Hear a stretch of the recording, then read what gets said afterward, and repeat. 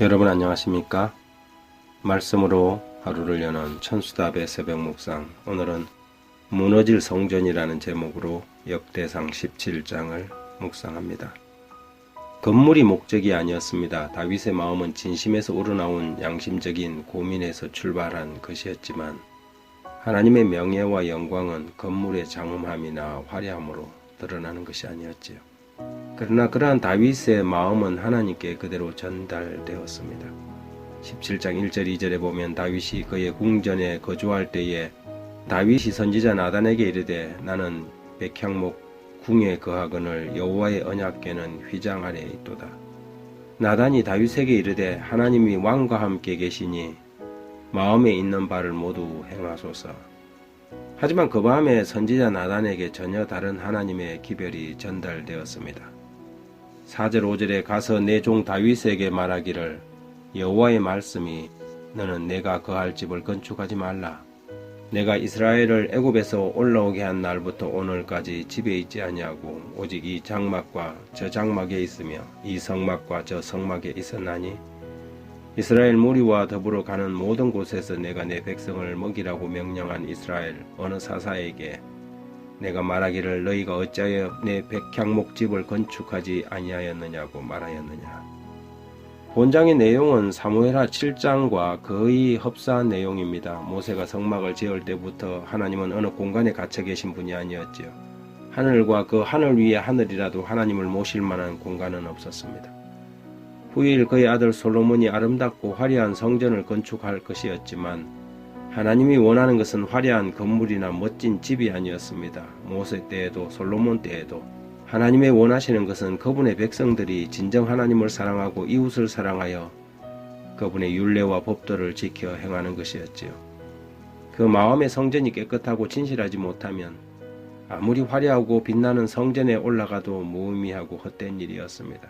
그래서 마침내 솔로몬 성전도 무너지고 스룹바벨 성전도 무너지고 만 것이지요. 사람들은 제자들처럼 건물을 보고 자랑스러워합니다. 이 건물 좀 보십시오. 이 교회당과 성당 좀 보십시오.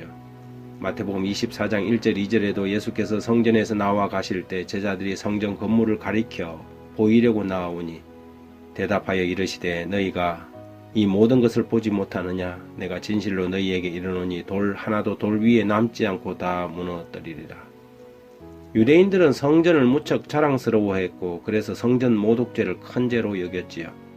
바울과 예수님도 성전 모독죄로 뒤집어 씌워서 처형하려고 하였던 것입니다. 하지만 그런 성전은 결국 무너질 성전이었습니다. 예수님이 성전이었고 예수님이 그 성전보다 더 크신 분이었지요. 예수께서는 스스로 이르기를 마태복음 12장 6절에 내가 너희에게 이르노니 성전보다 더 큰 이가 여기 있느니라고 말씀하셨습니다. 역대상 17장 11절 이하에 내 생명의 연한이 차서 내가 조상에게로 돌아가면 내가 내 뒤에 내 씨 곧 내 아들 중 하나를 세우고 그 나라를 견고하게 하리니 그는 나를 위하여 집을 건축할 것이요 나는 그의 왕위를 영원히 견고하게 하리라. 나는 그의 아버지가 되고 그는 나의 아들이 되리니 나의 인자를 그에게서 빼앗지 아니하기를 내가 내 전에 있던 자에게서 빼앗음같이 하지 아니할 것이며 내가 영원히 그를 내 집과 내 나라에 세우리니 그의 왕위가 영원히 견고하리라 하셨다라. 다윗은 알았을까요? 솔로몬이 지은 성전도 무너지고 그의 나라와 왕조도 마침내 무너질 것이지만 성전보다 더 크고 영원한 그의 나라와 국권이 다른 사람에게로 영원히 돌아가지 않은 영원한 왕국의 주권자가 그의 후손에게서 나올 것이라는 것을 말입니다. 나단을 통하여 다윗에게 전해진 하나님의 그 기별의 끝은 바로 예수 그리스도를 향하고 있었습니다. 요한복음 2장 19절에 예수께서 대답하여 이르시되 너희가 이 성전을 헐라 내가 사흘 동안에 일으키리라고 말씀하셨습니다. 하나님 아버지 참 성전이 무엇인지 몰랐던 유대인들은 오히려 하나님의 집을 장사하는 집과 강도의 구렬로 만들었습니다. 십자가에서 고통당하실 때 사람들은 고개를 흔들며 가로되 성전을 헐고 사흘에 짓는 자여 내가 만일 하나님의 아들이여든 자기를 구원하고 십자가에서 내려오라며 주님을 조롱했지요. 무지였습니다. 무식이었습니다. 오늘 이 새벽 성전 그 자체가 되시고 성전보다 더 크신 하나님을 바라봅니다.